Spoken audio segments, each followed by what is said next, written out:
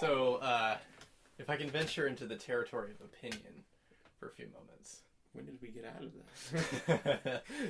this? The Popstorian Podcast with Chris and Ben. Wait a minute. You ain't heard nothing yet. Greatest crash in the history of the New York Stock Exchange and market. A date which will live in infamy. I have a feeling we're not in Kansas anymore. What are you supposed to do when you see the flash? Duck and cover. I'm sorry, Dave. I'm afraid I can't do that. It's one small step for man, one giant leap for mankind. Well, I'm not a crook. Might have gotten away with it, too. It wasn't for these blasted kids and their dogs. Mr. Gorbachev, tear down this wall. The evil of the thriller. I can hear you. The rest of the world hears you. Great power comes great responsibility. I didn't like this movie very much. I could tell. I confess. I've avoided telling you till now. No, I can tell. But you figured it out. We need to have like a mini-sode about our tastes in movies, because I think it would be an interesting conversation, because we've actually watched two movies recently. Yeah, well, we recently watched Alien. Yeah. That was kind of unrelated. One of your favorite films, apparently. Which is one of my favorites. But you hated it. I didn't hate it. I would totally watch it again with you. But I really didn't like it that much. Yeah, that's fair. I feel the same way about this. Like, I feel like this is a great movie, but it's not my great movie. Right. Right. And one of the reasons one of the things about it that bothers me so much is you can tell, even if you're not familiar with the backstory or the history, because I wasn't when I sat down and watched it, that John Wayne is making a statement about masculinity and what it means to be a sheriff in a small town, and that's sort of like, I don't know, that's sort of like authority and responsibility and all those concepts are swirling around. Honor and virtue and these kind of themes. Honor and virtue. All those themes are kind of swirling around, which are some of my favorite themes in Westerns. And I think themes that Westerns tackle better than almost any other genre. But ultimately, he comes across quite weak to me as a character. Even in the opening montage, the opening 10-minute sequence or so with no dialogue, he shows up armed, ready to take in the bad guy, and what does he get? He gets hit over the head with a log. From his own deputy, no less. From his own deputy. So immediately, right off the bat, he doesn't come across as like a strong, in control kind of character to me. Right. And then throughout the film, he has a bunch of other weaknesses too. Like he always carries a rifle, and someone asks him at one point, "Why do you carry a rifle?" And he says, "Well, I can shoot better with it than I can with a pistol." Well, yeah, so he admits his weakness there. He says, there were some that were faster with a shotgun. Yeah. He says other people were faster with a shotgun, and I found I was faster with the rifle. Yeah. So he's got that weakness. And the whole film is kind of like him getting into scrapes and then other people getting him out of it. So he gets the bad guys get the drop on him by impersonating Dude.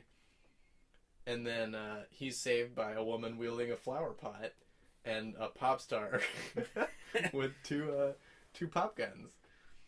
So there's that. And then, of course, he's saved in the end by Stumpy. Yeah. It just kind of compounds to this sort of... He's almost necessitated. The filmmakers are almost necessitated by the rules of storytelling to counteract the message that they're trying to say, in a way. Because the message, I'm assuming, and maybe this is a mischaracterization of what they're trying to say, but it seems to me that the message is a man should be strong and stand firm in the face of adversity without dragging in all these other weaker people who deserve protection. Is that a mischaracterization? Well, I disagree with you on a couple points. One is, I don't know if it's telling that everybody else around him is weak. They're just not professional in like his realm of his profession. It'd be like you inviting me onto a movie set and expecting me to perform at the same level you are. So it's like he's not necessarily saying that they're lower than him. They're just saying that they're not geared towards the same goal as he is. Right. And I think that was kind of one of the main points, is that he was a professional, and that's why he's refusing all this help. That he feels like he's better off with other professionals. Right. And it's interesting because he surrounds himself with people with weakness too. Mm-hmm. His two deputies, one is he's an old gimp, mm-hmm. and the other is a drunk. Yeah. Which I think comes to that, which is why I get the whole vibe of protecting those that are weaker than you. Which I think that's a major theme in the film, is that he's taking these other guys under his wing, that mm-hmm. he can protect them. And yet, every time they're saving him. Every time it comes down to the wire, he always fails, and they always come to his aid and save the day. And I also want to add Colorado, who's a young up-and-comer. Uh-huh. He's kind of learning lessons here as well. Yeah. But I do want to point out, can you imagine this film without the sheriff, though? Can you imagine this, if this were a different film, if John Wayne's character dies in the first 5 minutes of the film, mm-hmm. do you think Dude, if he died from that log over the head? Exactly. If Dude, Stumpy, and Colorado, can they finish it out? Well, I feel like his role in this film, I feel like they could finish out a different movie. Right. But, so it would obviously change the movie a lot. Which it would change the movie a lot. But I don't think it would be a bad movie. Well, if he got that's killed not in my the point. scene. My point is that he is the hub that brings these other characters around. And he gives the other characters someone to talk to. Like, I think, for me, the most interesting character of the main ones, not counting Stumpy, because mm-hmm. I love Stumpy, but he doesn't really have anything much to do. Right. Other than say, like, funny one-liners, and he has, like, one brief moment of backstory that's really interesting. Mm-hmm. But to me, the most interesting character in the piece is Dean Martin's character. Yeah. Who has this sort of, like, battling to overcome alcoholism, even though Definitely. I pointed out when we were watching it, we don't ever actually see him drink any liquor. He drinks some beer. He drinks some beer. That is a good point. But yeah, if he didn't have the sheriff as sort of like an older brother figure to kind mm-hmm. of talk to and turn in his resignation to at one point, which doesn't really stick. Yeah, there would be no drama to that character. So that's sort of the role that John Wayne's character plays in this movie. And I think that is because of John Wayne's age. This is getting to where he's getting older. He's not really at the height that he had brought in 1939 in Stagecoach. He's this young actor in the 40s. This is 20 years after. This is 20. Yeah, and he's gotten a lot older, so his parts are changing here. If mm-hmm. you kind of look at his career as a whole, his parts will change, and it's interesting that as an actor does that. He doesn't. I mean, we make fun of him as being this action hero. He's 70 years old, but he does. His parts do change. Yeah, and I think that's an interesting aspect of the story, is that I think you're seeing a transition for John Wayne's career. Yeah, I feel like he gets some criticism and some flack for not being a good. People accuse him of not being a very good actor. Yeah. Partially because he has sort of, I guess, a rigidity to his style. Yeah, I think you're right. I think there is a rigidity there. But I don't know that it's a bad thing per se in and of itself. He's still being talked about just like 30, 40 years after he's dead. Yeah. So there's clearly something there beyond just. And I want to say that's really just where how he came up in the industry. That he comes in the system, like the Hollywood system, where you had your own contract, and they typecast you. Like, mm-hmm. this is your character on screen and off. Yeah. And there's a lot of it. If you look at a lot of other actors, Cary Grant, for instance, he had the Cary Grant character, if he on or off camera. Mm-hmm. And people don't complain about his acting. I'm just saying, laying that out That's there. True. That's true. But I think that's part of it, and the other part is that who he chose to align himself with, who he chose to look to as role models for his acting. Big one being John Ford.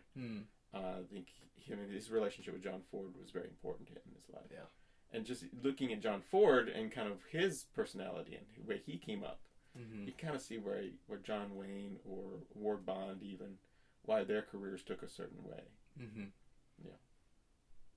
Yeah, it's very interesting to explore the kind of like the reality of John Wayne and but also the myth of John Wayne. He's a very interesting figure in that way, and he's not a perfect fella at all. No, very complicated in many ways.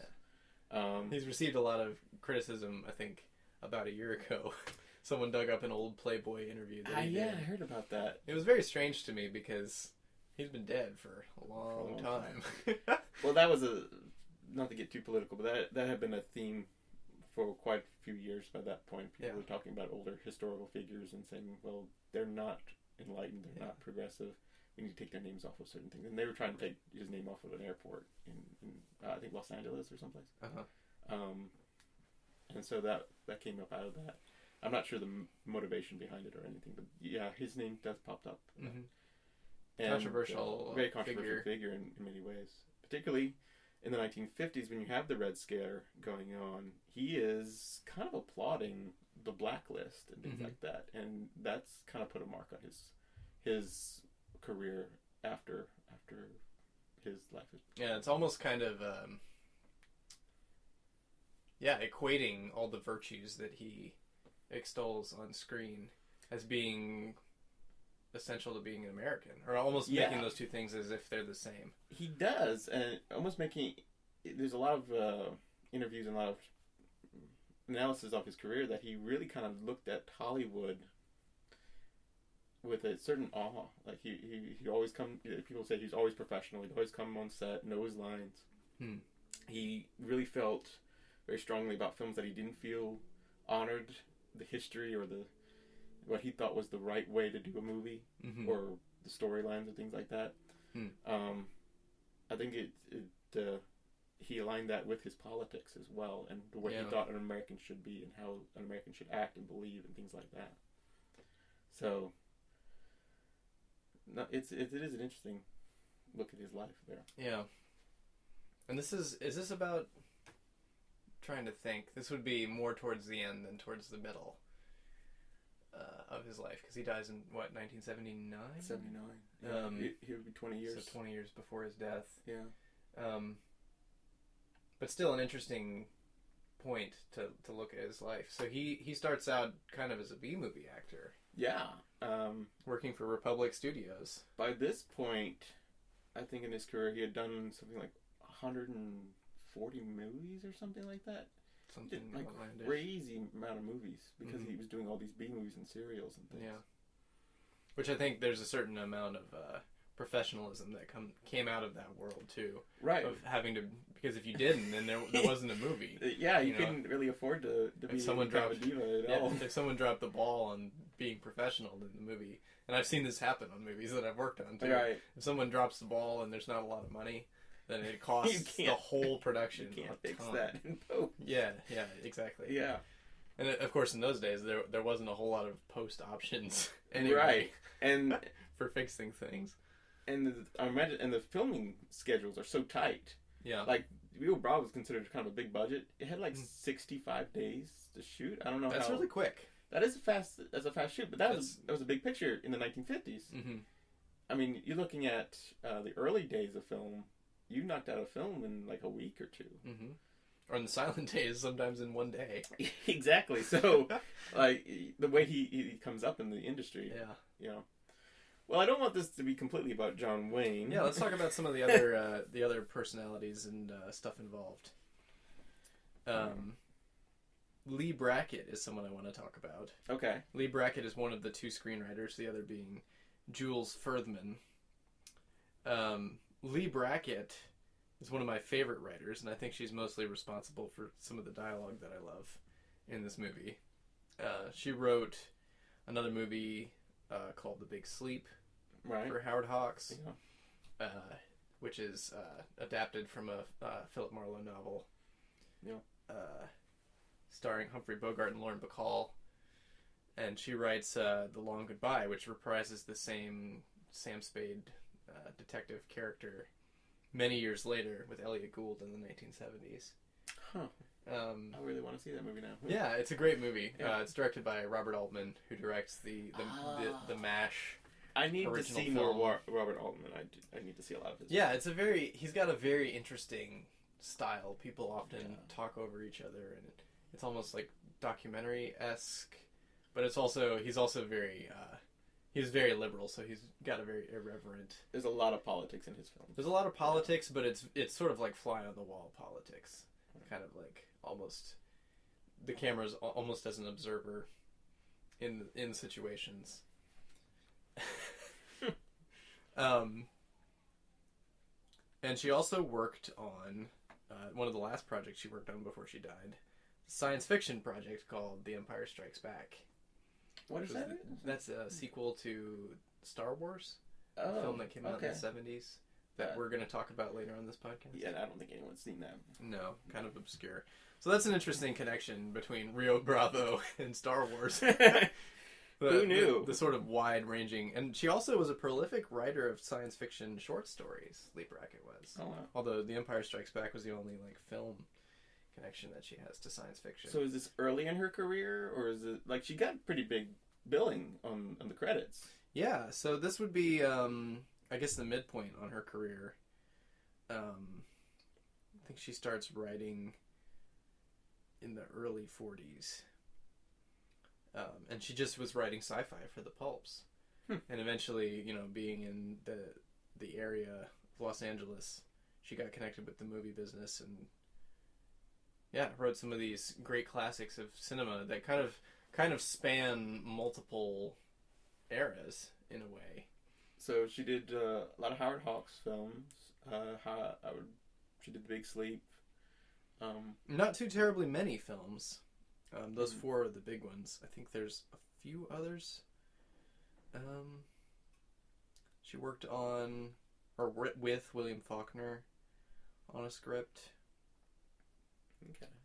And she ghost wrote or co-wrote some other films. The remake of this film, El Dorado, and Rio Lobo, the other remake of this film. So that is also something else I wanted to circle back. Let's dive into that real quick. So this film actually has a very long, lasting legacy. It does. Howard Hawks remakes this film twice, as you just mentioned. Mm-hmm. I think you like El Dorado better, I think you said. I do. I have fond memories of watching El Dorado as a kid, so I have more rose-tinted glasses towards it, I think. I think of the three, I really like Rio Bravo, but El Dorado is probably the second. Uh-huh. Rio Lobo, I think I don't know, it's very different. I don't know, have you seen Rio Lobo? I've not seen Rio Lobo. I think it's one of Howard Hawks' last films, actually. Mm-hmm. And I think he's trying to tap into the changing Western scene that happens in the late 60s and 70s, so a little bit more gritty, which we'll talk about next time. I think. El Dorado, at least in my memory, has a lot more action. And it's got James Caan in it. Plays very young James Caan. Yes, very young. Plays sort of the Ricky Nelson character. His name is Mississippi. His name is Mississippi. Colorado, Mississippi. Yeah. Also named after a state. But the interesting thing about that character is that he can't shoot. Right. He can't shoot at all. Which is kind of like the opposite of Ricky Nelson's character. So, I didn't never put that two together. John Wayne makes him a sort of pistol out of a sawed-off shotgun. Well, he buys it off of the gunsmith in this one town. It's one of my favorite weapons of all time. It's one of my favorite movie weapons because it's just this handheld, basically just blaster that he just pulls it out, literally blowing things up. Yeah, that was sort of an aside. Yeah, but yeah, so it's got a long legacy with these. But a little bit later on, one of your favorite directors, John Carpenter, will kind of bring the concept back. John Carpenter does an excellent version of this kind of story in a contemporary, what was then contemporary setting, the late 70s. Precinct 13. Assault on Precinct 13, which has been remade itself. It was remade, yeah. I forget who starred in the film, though. I think it's Ethan Hawke. Ethan Hawke did it, right, the remake. Does a remake of Assault on Precinct 13 in like 2005, I think. Yeah. But yeah, Assault on Precinct 13 is interesting. It's a very low-budget movie. It was early in Carpenter's career before he had a lot of big-budget movie success and some cult 80s hits. And it's a black sheriff. Okay, I've not seen the original. The hero character of that is black, and it takes place kind of on an inner city. And this gang is basically taking over this precinct that's shutting down. Yeah. The precinct is being shut down, and they want to take it over. And there's a few people trapped in there with him, and it's got a lot more of the siege warfare element to it. It's also a little bit slow, I think, by modern standards. Assault on Precinct 13 is. We should watch it. We should definitely watch that and talk about it. We could do an entire series just on remakes of Rio Bravo. Yeah, that's kind of true. I was thinking of another film. I caught a few minutes of the movie SWAT. There's a Colin Farrell, Samuel L. Jackson. Mm-hmm. Are you familiar with the film? I haven't seen it. Is it more recent? It is a very recent movie. Yeah. Okay. And I was thinking that it also had kind of that element from Rio Bravo as well, because the bad guy that they're transporting offers like $1 million reward for his escape or something like that. Yeah. And I feel like that is also kind of one of those things that pops up in a lot of modern movies or a lot of action films like this, which is kind of reminiscent of Rio Bravo's storyline as well. We want to touch on the character of Feathers. This is actually probably, like you said, this is your first or probably only Angie Dickinson film. Yeah. And I think this is probably the only one I've watched too. I mean, I haven't really seen a whole lot of Angie Dickinson. Yeah. She's a fantastic actress. Just judging from her early work. She has a lot of moments where she just kind of talks. And he just kind of listens. Stoically. Which is, I think, Howard Hawks coming through. Yeah. Because he's, like I said, he's kind of known for making his female characters as strong as the male characters. Yeah. And John Wayne, he tried to fit his films to the personalities of the actors that he was bringing up here. So Humphrey Bogart's characters are different, but he's playing to Humphrey Bogart's strengths. In this film, I think he plays to John Wayne's strengths as being this kind of character. I think as Angie Dickinson actually described him as the kind of guy that would be like, punch something and then get back up and you punch it again, kind of a actor. Yeah. So I think this is Howard Hawks really trying to play to both of their strengths. Yeah. The interesting thing is with so My Darling Clementine had a female character that sort of felt shoehorned in. Yeah, they had two female characters. Clementine. Clementine is the titular character, but also Chihuahua. And I feel like both of these actresses didn't get their due in those films. Well, they're films about masculinity and masculine themes. Right.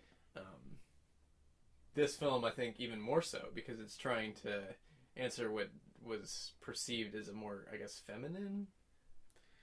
I don't know if I call it feminine, but definitely a different, less macho. a less macho probably. I wouldn't call it feminine by any stretch, but less macho. Kind of outlook. So it's trying to answer that piece of work, but then you have this strong Hawksian woman whose story doesn't really. Clementine was connected to Doc Holliday directly in that story. Yeah.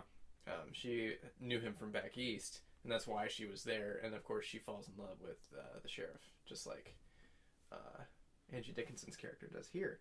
Except it kind of cut out the Doc character, who actually, I guess, is killed in her backstory. Yeah, it doesn't. It doesn't tie in exactly, but there's a lot of similarities. But yeah, like you were saying, the Doc character isn't a part of this story at all. Yeah. So there's nothing really tying her to this town other than her relationship with John Wayne and the scenes that she has with John Wayne. Right. And I feel like those scenes, as I mentioned, I think earlier, feel a little forced to me. I don't know. Partially because of the age difference between them. Well, the age difference is kind of hard to overcome. I mean, it's been done in other movies too, and particularly this era. I think it's been done better. One thing I think kind of plays to why she stays in town is the scene where she offers him a drink. It's late. He's coming back to the hotel, and she said, "I didn't realize, how much trouble you were in." And then he's like, "Oh, don't worry about it." And he kind of is nice to her, and he says that he's going to rip up this handbill. Is why he actually I guess, pulls her over. And she kind of looks at it and is like, "Oh, well, if I go somewhere else, the handbill might still be there, and the sheriff might not be as nice." Yeah. And she's like, "Well, this is as good as town as any to settle in." And I don't know if they were explicit in that, but that's kind of the take I took on it. Yeah. And I feel like that's Howard Hawks again.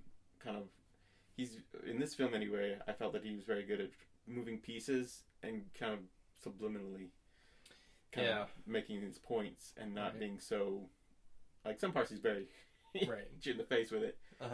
Like there's a lot of exposition, a lot of backstory in a lot of these characters. But then there's other parts, that key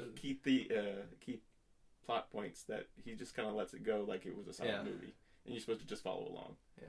And I think... It's an interesting movie. I want to find a copy of it that has some sort of commentary. Yeah. So I can watch it again with a commentary and see if I can get a little bit more analysis while I watch it. Yeah. Because I didn't watch it under the best of circumstances. I think I was coming back from work. Going to a job. Going to another job. Watching took a break and watched a movie. While my two daughters screamed in your ear. So I definitely do want to watch it again and reevaluate it at some point. Yeah. If I should get the opportunity. Was there another aspect of the film that you wanted to cover before we move into our historical portion? Yeah. I will say, I do also prefer, in the 50s, there's a few movies like High Noon, like 3:10 to Yuma, that are very small, have a few characters, they're in black and white, and they're kind of known as like the psychological westerns. Yeah, which I think is another film. I don't remember if Howard Hawks or John Wayne didn't like it, but I think that was another film that gets lumped in with High Noon. 3:10. 3:10, yeah. Yeah, 3:10 to Yuma. I've seen the remake. I didn't see the 3:10 to Yuma is one of my favorite westerns. The original? The original, yeah. Okay. So I love High Noon too, so I love the kind of movie that they're bashing here. Not really for political reasons so much as it is just interesting character studies and exercises in building tension. I don't feel like this film builds tension quite as well. It doesn't, and I think part of that's our age. Well, because it's I guess that's true. It's slower moving. Maybe that's it. I'm not sure, but I was thinking about this film and I didn't notice that there were parts in it that really could have used more tension and more suspense, and it just kind of plods along. It has a song here or there. It doesn't grab you and keep you on the edge of your seat in a lot of ways. Yeah, not the way that something like The Searchers does. The Searchers does that. I was actually thinking it in comparison to a film that's way out of the box, like Alien. Like Alien, I think is the pinnacle of that kind of grabs you and then never lets you go. Yeah. And I think that's one thing that they could have done better in this film. Not that I'm telling Howard Hawks how to do his job, but I would have liked to see a little bit more tension build in the film. Yeah, me too. Still enjoy it. Still a classic. Still one of my favorites. Love freaking Walter Brennan, man. I don't know how you can not like Walter Brennan. Any character that he does. Like, he was in Darling Clementine. He is probably one of the great shining moments of that film. Yeah. I think he was a great shining moment in both of these movies. Yeah. So do you want to delve into some of the historical context? I do. Or is there anything else we need to say about the film? I didn't have anything else. But the 50s are really... The 1950s are a really tough time to nail down. I mean, I know today we kind of have this automatic image of Leave It to Beaver. Yeah. Kind of 1950s deal. Levittown and all that. But a lot's going on here politically and socially. It's all under President Eisenhower, where most of it is. Truman takes over after Roosevelt dies in office.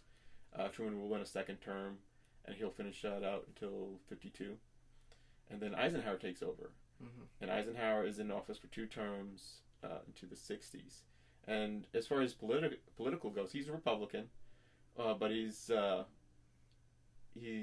all about physical responsibility, but he's very much about social programs. Like, he wants to continue some of the New Deal things. I don't know if progressivism is the word, but...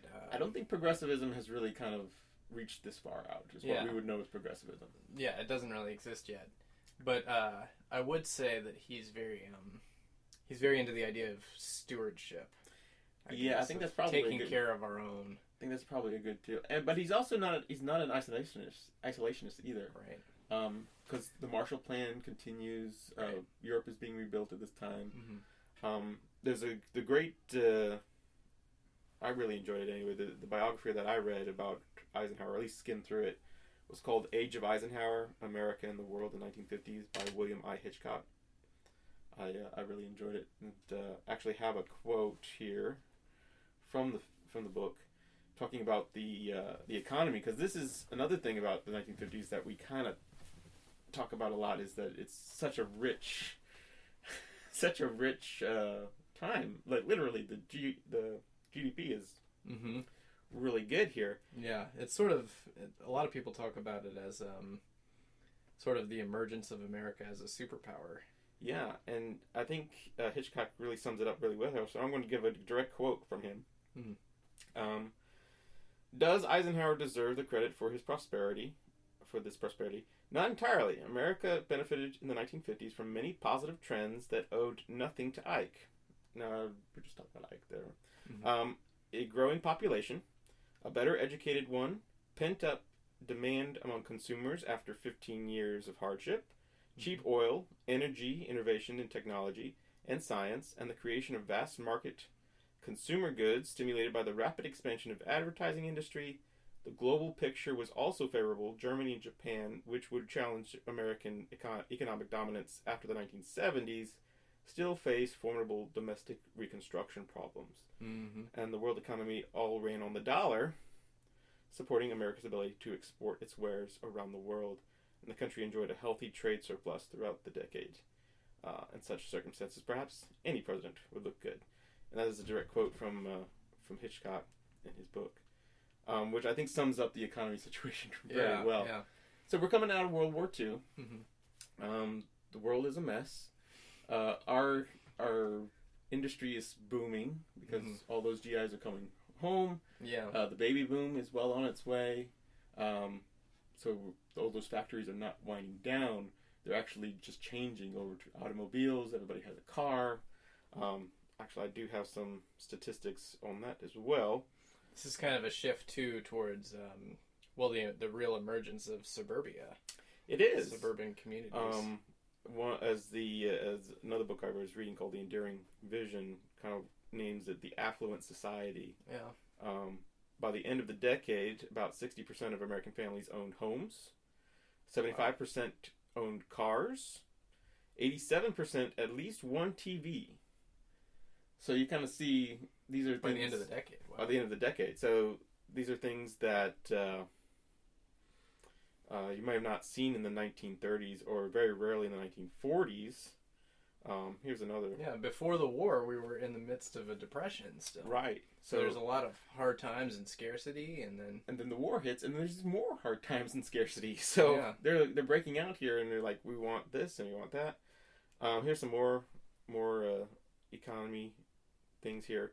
The gross national product in 1950 was $285 billion.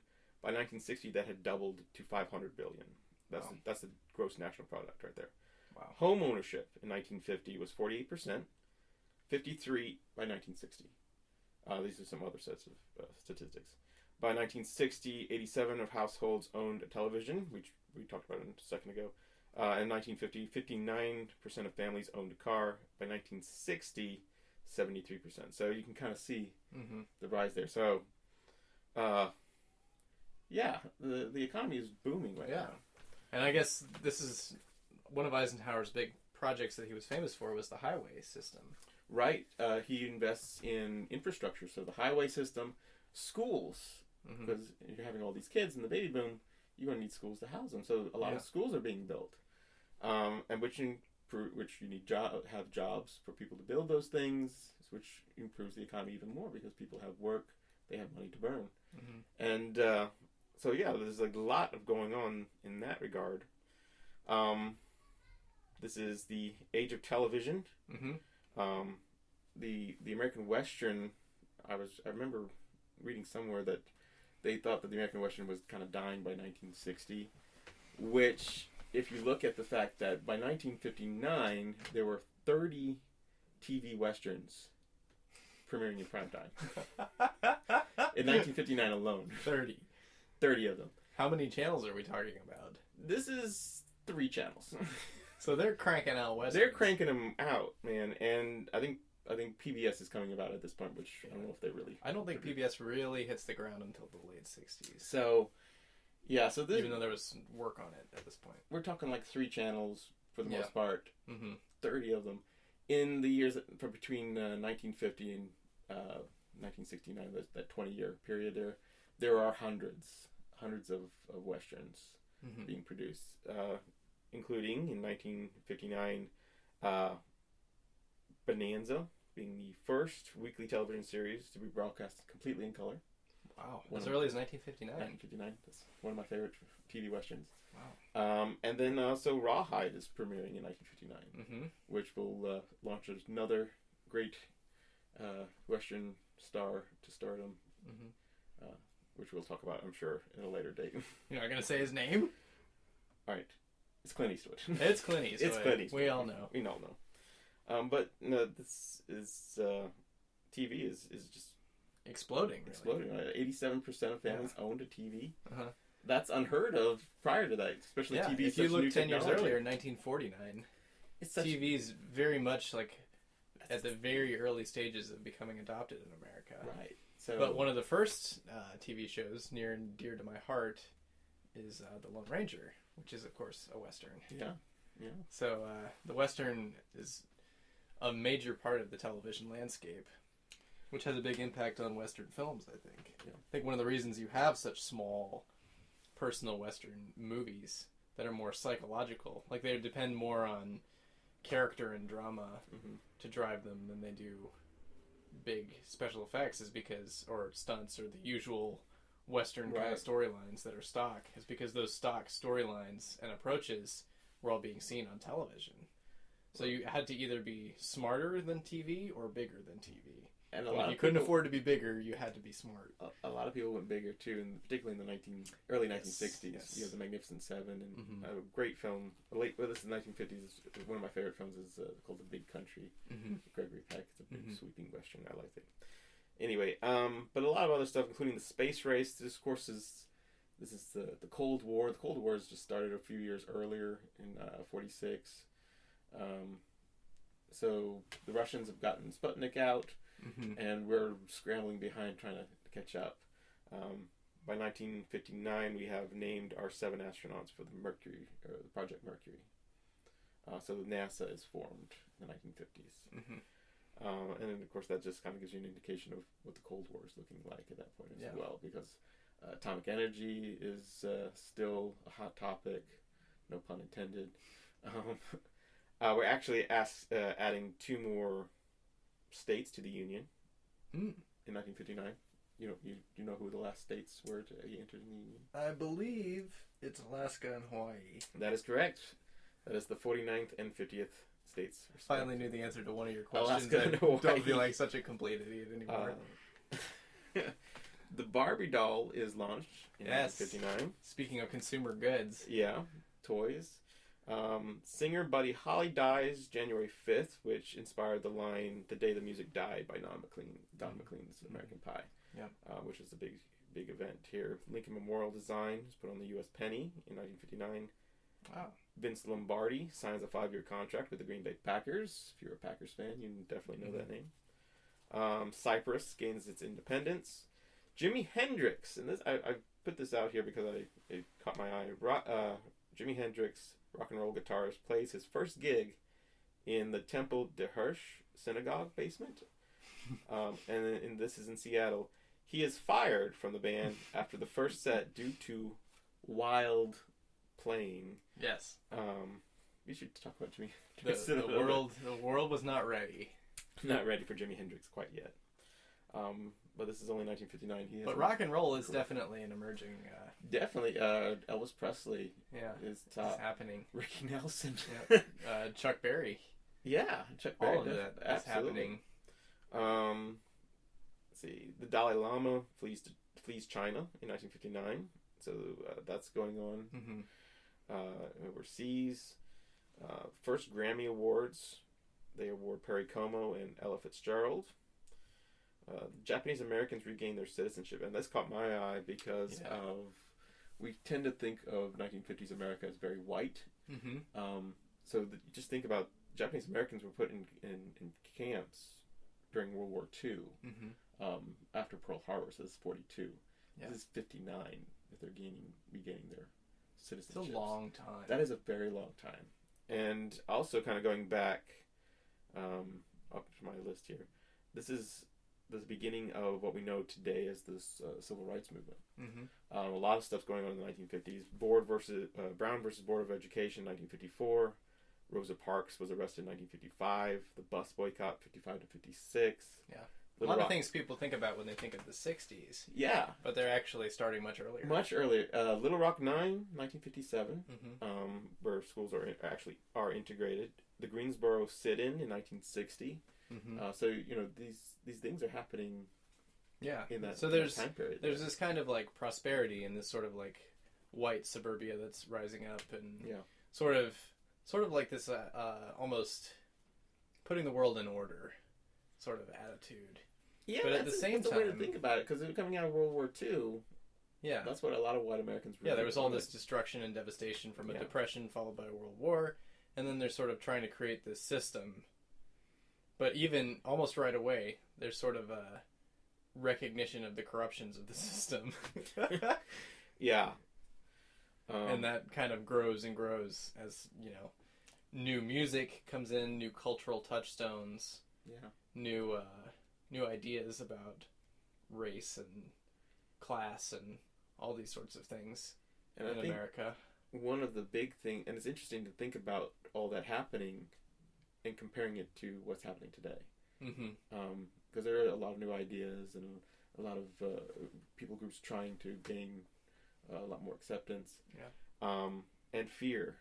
A lot of fear. There's a lot of fear in the 1950s, there's too. A lot of fear in the 1950s. From atomic energy or atomic weapons. What are the Russians going to do? And I think one of the key things to that, and I want to drop a name here. You may have heard of Joe McCarthy. Yes. McCarthyism, driven a lot by fear, plays on this fear. And you kind of hear about the spies being in the government. There have been actually a couple of big incidents in the 1950s, including Agil Hiss and the Rosenbergs. Right. And is there, as far as McCarthyism goes in the blacklist, are there any people that you know of that we've talked about so far who were involved in the blacklist? I haven't. I haven't come across any. But I'm sure there must have been someone. Particularly screenwriters were hit really hard by the blacklist. But don't know that there's anyone specific that we've covered. Well, especially I'm not a big screen. You bring up the writers much more than I have in these few episodes. There's no one specific that I can think of, but certainly the Western genre would be impacted by a lot of great, talented screenwriters. Kind of bringing it back to High Noons. High Noon is hit very hard by this. And of course, bringing it full circle, Rio Bravo is the response to High Noon. And so there is this split in political and cultural identity for mass media. Where you have the one set kind of talking about, I don't think they're necessarily always overtly socialist, even though they're painted with that brush. And then the other side who's ultra conservative, American way type of thing. And they're both talking about the First Amendment of like freedom of speech, or like what does it mean to be an American. And I think that's one of the big things the 1950s is talking about here. Is this is America, and what does that mean? So you talk about whether it's High Noon or Rio Bravo, or if it's African American versus white. Suburbia, thank you. It's talking about what it means to be an American. And this is just kind of a powder keg ready to explode, and we see it happen in the 1960s. And that brings us to the future. Yes. Anything else about the 50s that you wanted to cover? I would bring up the rise of, speaking of like fear, I would mention the rise of kind of horror films. In the 1950s. The horror Universal monster movies were a big success in the 30s and 40s, of course. But at this point, because of atomic energy, there's a lot of fear of what that might do and what might be created. So I think that would make a great series all of its own. It would. So you have like The Day the Earth Stood Still by Robert Wise. You have Godzilla coming out of Japan, which is fascinating stuff socially. And before that, Creature from 50,000 Fathoms. Right. Them. Oh, them. The Thing from Outer Space, because there's actually a lot of fear about aliens. Yeah. UFOs were kind of a thing coming out of... and also the space race is going on. Right, so people are looking to the stars. People are thinking about that and wondering what's out there, and Howard Hawks makes The Thing from Another World. He produces it. Yes, correct. So that ties us in nicely back to Rio Bravo. Such a fascinating decade. Yeah. We're already running long on this episode, but I think we could run even longer because there's so much to talk about. There is. So our next episode, though, will be on the 1960s. Yes. Which we are still debating on what to pick for our 1960s Western. Yes. If you have feedback, there is still time. Let us know what Western you want us to cover for the 1960s. On Twitter, Facebook, however you want to communicate with us. We have an email address, of course. Yeah, and if you have thoughts about Rio Bravo or something that we missed that you want us to talk about it, let us know. You can send us an email, popstorian@gmail.com. Yeah. All right. Thanks very much for listening. Thank you. We hope you enjoyed this Westerns by the Decade episode. Be sure to subscribe and share us with your friends. We'd love to have some more Popstorian listeners out there. And we'll see you next time. Thanks for listening to the Popstorian Podcast. Be sure to subscribe. You can find us online at popstorian.com or on Facebook and Twitter. Tune in next time for more of the history of popular culture.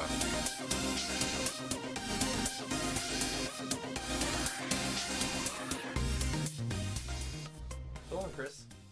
See you, Ben.